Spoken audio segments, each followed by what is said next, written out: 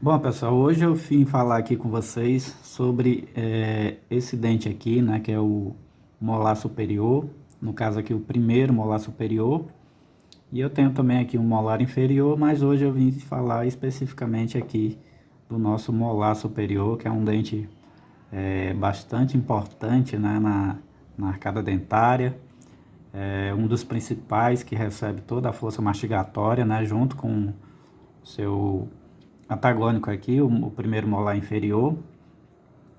E eu fiz aqui esse desenho para mostrar para vocês o seguinte: não só que a gente aprende muito com anatomia, né? Aprende muito anatomia com o desenho, mas também para mostrar principalmente essa questão aqui dessa cúspide, olha.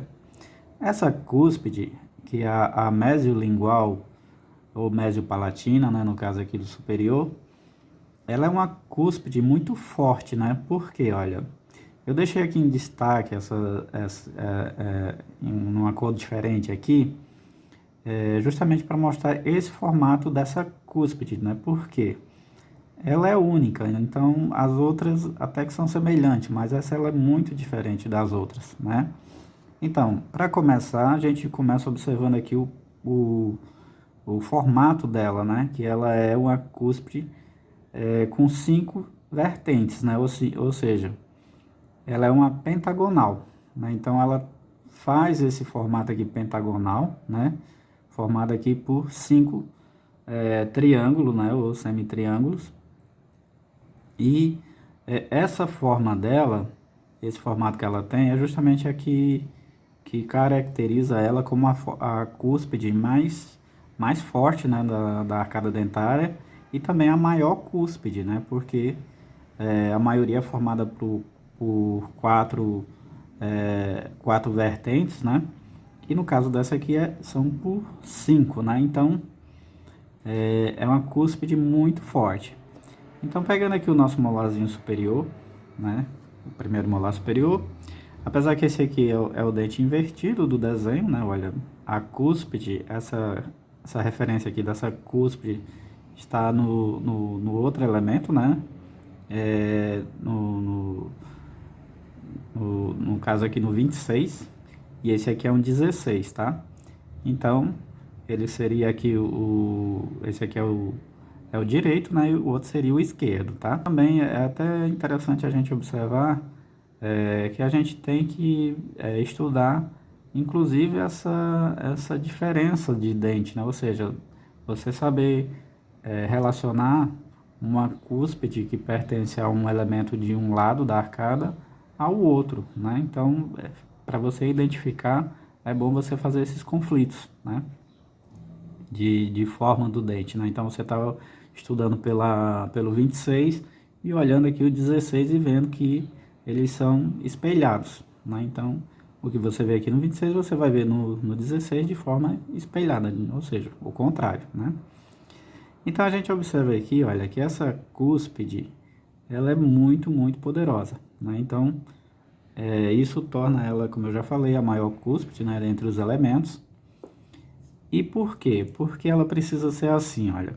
Porque no elemento inferior, que é aqui, né, nos primeiro molar inferior, existe na mesoclusal outra característica, né, que só vai ter nesse dente aqui, que é o dente formado por 5 cúspides, né? Então, essa aqui, apesar de ser a maior, o dente é formado por 4 cúspides, mas esse primeiro molar inferior, ele é formado por 5 cúspides. Então, para que essa cúspide aqui tão grande se adapte na mesoclusal do inferior, ela precisa ter esse formato, tá? Pentagonal, porque olha, vem aqui, olha, em posição máxima intercuspidação, ou seja, em classe 1 também, né? Aqui a gente está vendo aqui que é classe 1. Então, ela encaixa, olha, aqui perfeitamente nas cúspides, né, nos sulcos aqui, olha, o sulco, né, que é o encontro das cúspides inferiores, ele encaixa aqui perfeitamente. Então, para que ela encaixe aqui, ela realmente precisa ter esse formato mais amplo, né, porque ela vai se adaptar aqui a, né, a 3 cúspides por vestibular e 2 por palatino. Então, para que ela tenha toda essa força, né, que ela tem, se a gente não esculpir ela nesse formato, se a gente colocar aqui e não fizer essa divisão correta, a gente vai perder o quê? Aqui, olha, ponto de contato nas cúspides antagonistas, né? Então precisamos realmente, na hora de fazer uma escultura de um primeiro molar superior, entender essa diferença principalmente em relação a essa cúspide mesiolingual, tá? Então, além dessa cúspide ser uma cúspide muito forte, né, que recebe uma carga mastigatória muito grande, ela também, esse dente também vai ter outras características, né, que a gente vai falar aqui ao longo desse conteúdo, né, que são uma das características desse dente aqui, uma outra, né, a nossa ponte de esmalte, né, que é uma saliência de esmalte reforçada, né, porque vem para reforçar esse dente, é um reforço para o elemento dentário, que a gente chama de ponte de esmalte ou ponte oblíqua, tá? E também essa outra mini cúspide aqui, olha, parece uma cúspide, mas não é, tá? Isso aqui chama tubérculo de Carabelli, que é mais um reforço, né? Mais uma saliência de esmalte e mais um reforço para esse elemento dentário. Esse elemento ele tem outra característica muito importante, né? Que é a sua face lingual ou palatina, né? Sua face palatina, ela é mais larga do que a face vestibular, justamente devido ao tamanho dessa cúspide aqui, né? O fato dela ser tão grande assim, o torna esse elemento com essa face palatina mais ampla, ou seja, mais larga no sentido mesiodistal do que a face vestibular, tá? Então, quando a gente vai fazer a escultura de um elemento como esse aqui, precisamos observar esse formato, né, dessa cúspide, porque ele vai ser muito importante para a distribuição da força mastigatória. Então, não é só no elemento natural que a gente vê isso, né? A gente também observa isso nos elementos artificiais. E a gente sabe que ponto de contato é um local de transmissão de forças, né? E esses pontos de contatos precisam acontecer de forma correta, né? Então aqui para identificar aqui para vocês no elemento mesmo esse formato aqui, olha aqui tem, ó, são duas vertentes lisas, né, que a gente chama vertentes lisas, que são as externas, e 3 vertentes triturantes ou internas. Para localizar isso no elemento, você precisa entender também e conhecer as arestas, né? Então, as arestas transversais são as arestas que saem, né, do sulco principal em direção aos ápices, né, das cúspides. Então, como é que eu identifico? Olha, a primeira eu vou observar aqui, olha, em relação à minha ponte de esmalte, né, que essa aqui, olha, minha ponte de esmalte, correto? E aqui eu vou ter minha primeira aresta, né, transversal. Lembrando que as arestas existem as transversais e as longitudinais. Então, as transversais são essas que partem do sulco principal em direção aos ápices, tá? E as longitudinais são essas em torno da mesoclusal, olha. Então, essa aqui é uma aresta longitudinal, porque, olha, ela tá dando aqui o formato da minha mesoclusal, a limitação da minha mesoclusal, tá? Então, aqui, olha, eu tenho aqui minha primeira aresta, que vai ser a delimitação da minha primeira vertente, né? Então aqui eu vou ter minha segunda aresta. Olha, ela tá aqui.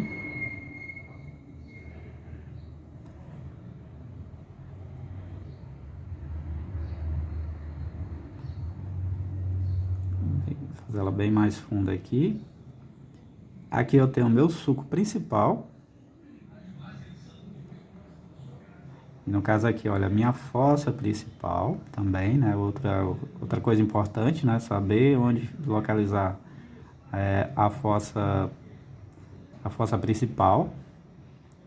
Aqui eu tenho mais um caminho aqui, olha, do meu suco principal, ele continua para cá. E aqui eu vou ter minha fósfora. E aqui mais uma longitudinal. Longitudinal não, é mais uma transversal. Uma cúspide, uma aresta, aliás, né? Longitudinal que vai dar a união aqui das minhas vertentes. E a outra aqui, olha. Então aqui formou minha cúspide mesopalatina com 3 vertentes. Então eu tenho a vertente mesial, né, porque está voltada aqui para mesial, a vertente medial, né, média ou medial, porque está aqui no centro, e minha vertente distal. Então aqui eu tenho todas essas características, né, dessa cúspide tão forte, tá? Aqui eu vou ter as duas cúspides vestibulares e aqui minha outra cúspide palatina.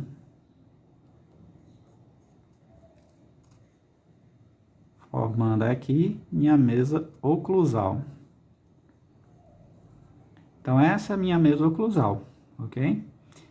Então, aqui a gente vai ter outras características, né, que depois eu vou tratar desse assunto, que aí são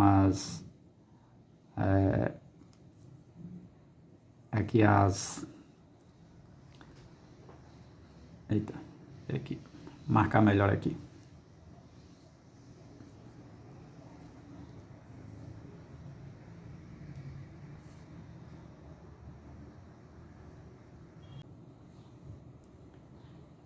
Aqui eu vou ter as cristas marginais, tá? Que é outro reforço para esse elemento dentário. E aqui eu vou fazer a divisão aqui das minhas vertentes lisas ou externas, tá? Então aqui, olha, a aresta, né? Dividindo aqui as duas vertentes. E aqui o fechamento das minhas vertentes, tanto lisa quanto triturantes, ou seja, né? Então com isso eu formo esse pentágono, né? Olha, com as 3 vertentes internas e as 2 vertentes externas ou vertentes lisas, tá? Aqui eu vou ter mais um suco principal, que é o suco ocluso vestibular. Aqui mais uns detalhes anatômicos, ou seja, mais uma fóssula.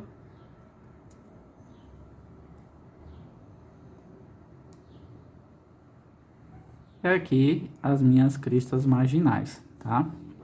Então, com isso, a gente tem toda uma divisão aqui desse elemento dentário, né, na face oclusal, mostrando que não é difícil quando você mapeia, né, o dente, quando você entende aonde estão exatamente suas divisões. Então, no desenho, a gente percebe aqui, né, que apesar de estar o oposto, né, seria esse aqui, seria o 26, esse aqui, né, e esse aqui é o 16, é o mesmo formato, ela tem esse formato pentagonal. No caso aqui as minhas minhas cúspides, né? Ou seja, minha cúspide, minhas arestas formando essa cúspide. Esse elemento aqui, quando ele adapta no inferior,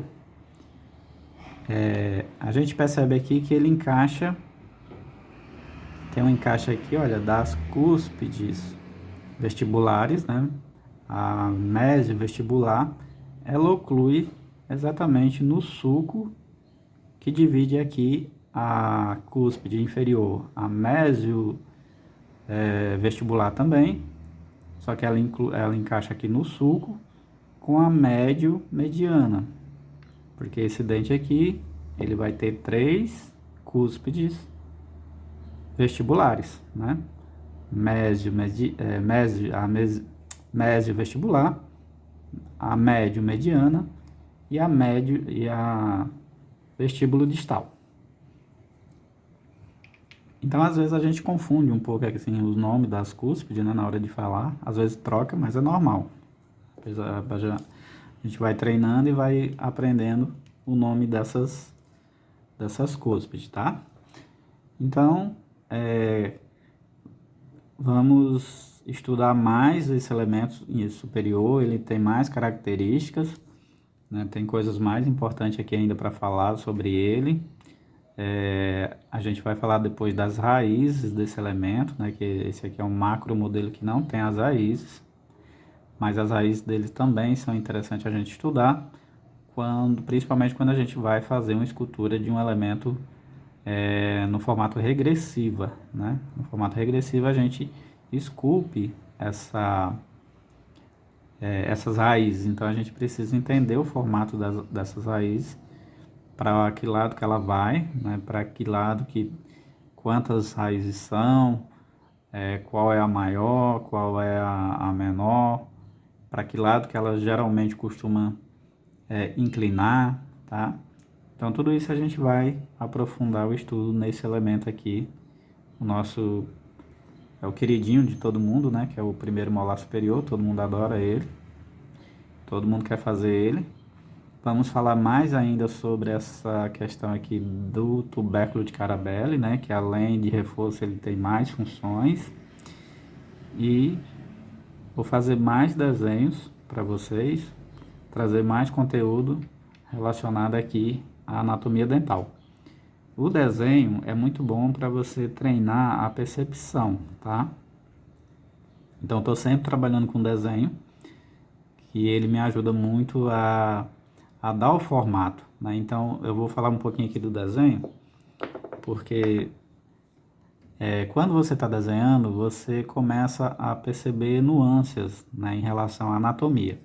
Por exemplo, quando você vai fazer, você vai trabalhar principalmente as cúspides, né, no formato das cúspides, a gente observa aqui, olha, não sei se está dando para ver aí, mas elas não são iguais, olha, apesar da gente estar olhando assim, à primeira vista parecer que são iguais, elas não são. Então, olha, essa cúspide aqui, a distal, a vestíbulo distal, ela é levemente menor do que a vestíbulo mesial. Então, a gente observando aqui, a gente percebe, olha, que essa aqui ela é mais larga e ela tem uma diferença de altura também, né? Então, assim, às vezes parece que elas são idênticas, mas não são. Se a gente observar aqui pela vestibular, a gente percebe essa aqui, olha, mais larga e um pouquinho mais baixa, né? E essa aqui levemente mais alta e mais estreita. Por quê? Para a gente, na hora que vai fazer a escultura, não fazer essa divisão do sulco aqui, olha, o sulco ocluso vestibular, no meio, né? Ele não é no meio, ele é levemente distalizado, ou seja, virado um pouquinho para distal. Isso deixa a cúspide médio vestibular mais poderosa também. E a gente percebe, olha, que ela é mais saliente aqui, olha, na região de bossas, ó. A bossa dela, ela é mais saliente, mais alta, ou seja, ela tem uma altura aqui maior do que a vestíbulo distal. A vestíbulo distal ela é um pouco mais suave, né? Então a gente percebe aqui no desenho a mesma coisa, olha, eu estou mostrando no elemento 16, mas no 26 a gente também observa, olha, no desenho. Essa região aqui, olha, da mesovestibular, mais alta do que da mesodistal, né? Justamente referindo-se a essa região aqui de bossas, né? As bossas dela são diferentes. A gente também observa no desenho uma inclinação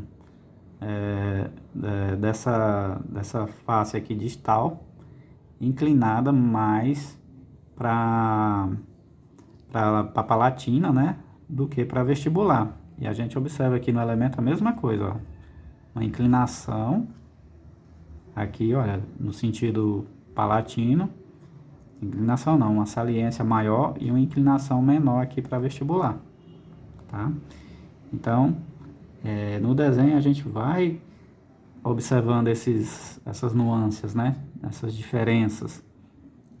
Por isso que é importante a gente praticar a anatomia não só em modelos, né? Não só em cera, mas também com desenhos, porque eles dão essa percepção melhor para a gente, né? Então vamos praticar mais desenhos anatômicos e prestando mais atenção nesses pequenos detalhes.